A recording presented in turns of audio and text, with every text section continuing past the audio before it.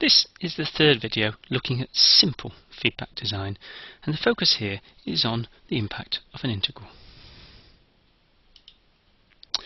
Again, we remind you of the feedback loop we're talking about, a simple loop with a compensator M and a process G.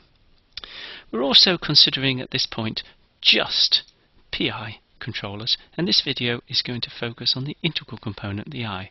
So if you write the PI here as M equals K plus I over S, this video is just going to look at the integral term. What we're going to ask is, how does this integral term affect the speed of response, behaviour and settling time?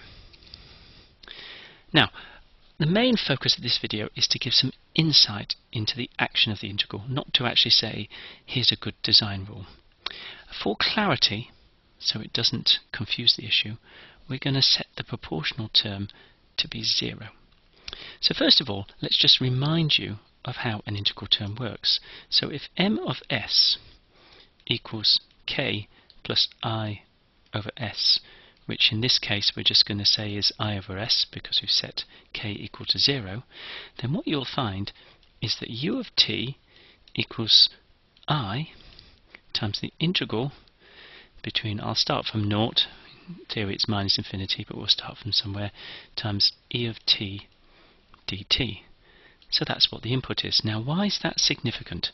So if I do a little sketch here and imagine that you had a set point R doing that, and we put in our output signal here, then what you find is at the time t equals 0, the integral of the error is 0, and therefore u, if I do u in red, u is 0.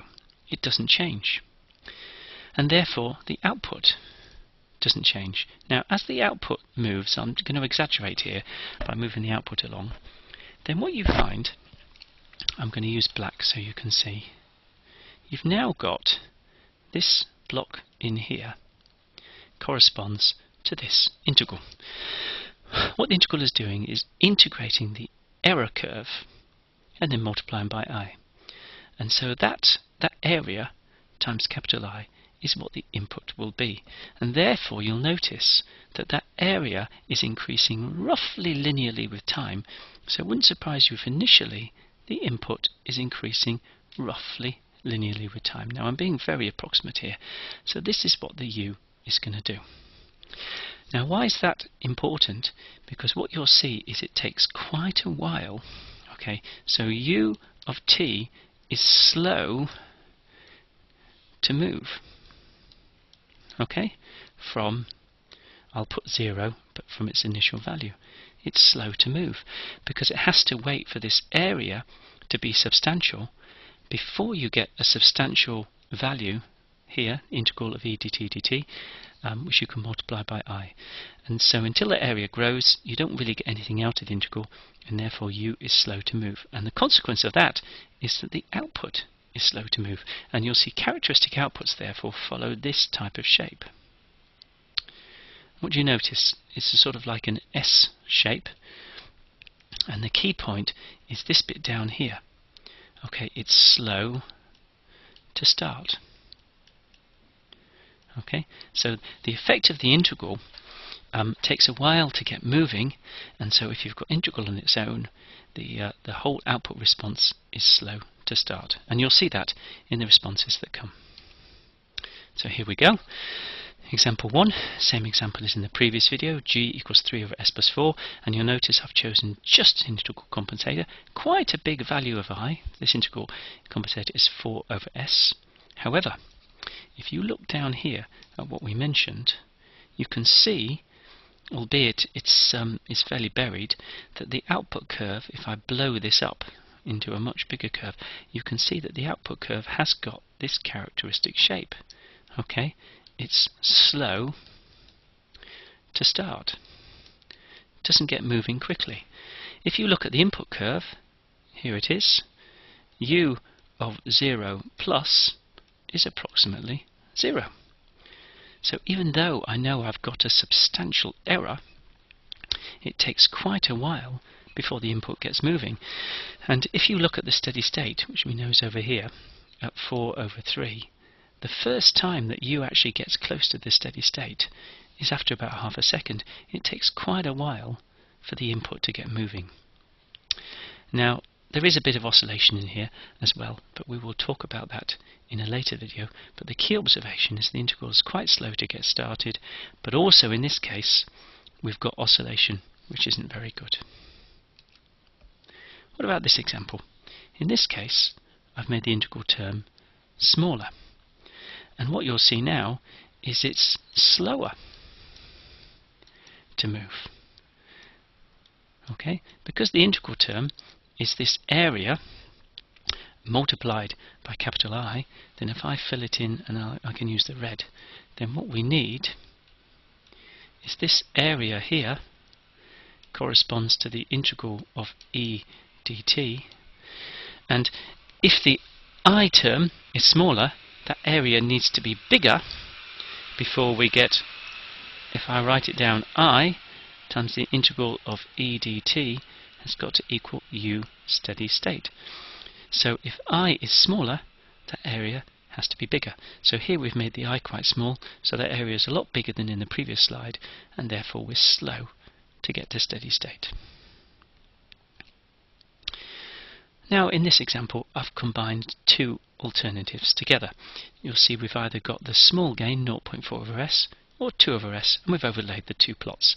So with the small gain, you can see here very slow to start, but you have got smooth behavior at least, and it does get to where you want it to get to.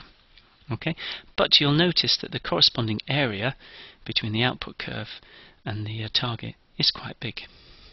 What about this one here? This one is too fast to, I'll use the word something like accelerate or whatever. So although the input is slow to start, it ends up too large. Look at this value here, it's something like 1.75, which is much too big, so it overreacts. So what you've got is an overreaction,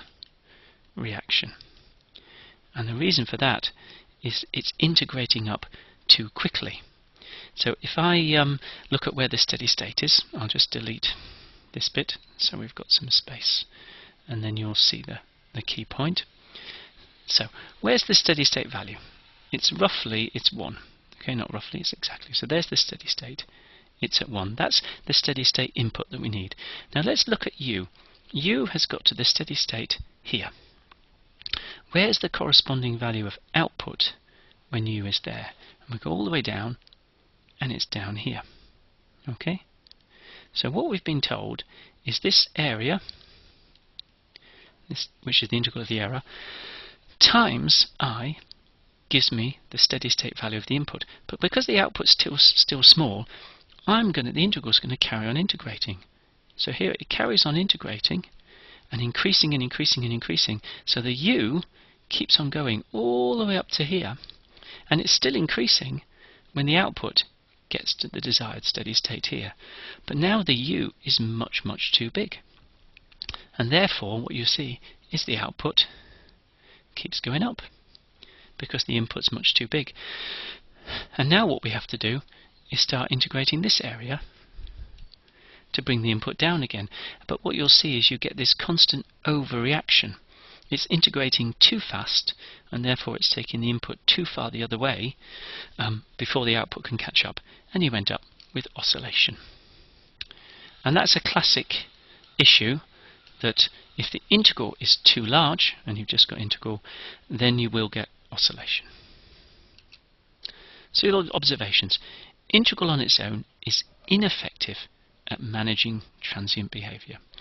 First of all, at t equals 0, e of 0 is r, but u of 0 is 0, which we've already done. Now, if e is greater than 0, u of t increases. If e is less than 0, u of t decreases, but you're going to get classic responses that look like this. We'll just reiterate it. Classic responses that look like this because you over integrate. Okay? So in other words, by the time you get to here, the corresponding u is likely to be up here, and then it integrates back the other way, But by the time you get back to there, we're at 0 again, you've gone too far the other way. So then what you get is you get these classic shapes, okay, where if the error is positive, u of t is increasing. If the error is negative, u of t is decreasing. But the key thing is, if this I is too large, then you are overcompensating, and you can see that from the curves here. You overcompensate, and so you overshoot and undershoot, and you end up with this classic oscillation. And so it's quite difficult with integral on its own to get good behavior unless that integral is very, very small, which means you will get quite slow behavior. So in summary, integral on its own can remove the steady state offset. However, the responses in settling can be very slow if the integral gain is slow, and generally you will get much slower than the open loop if you've just got integral on its own, because the alternative of using slightly larger values of integral gain tend to cause overshoot and oscillation, and potentially, in fact in reality, if you make the integral large, you won't just get slow convergence, you will get instability.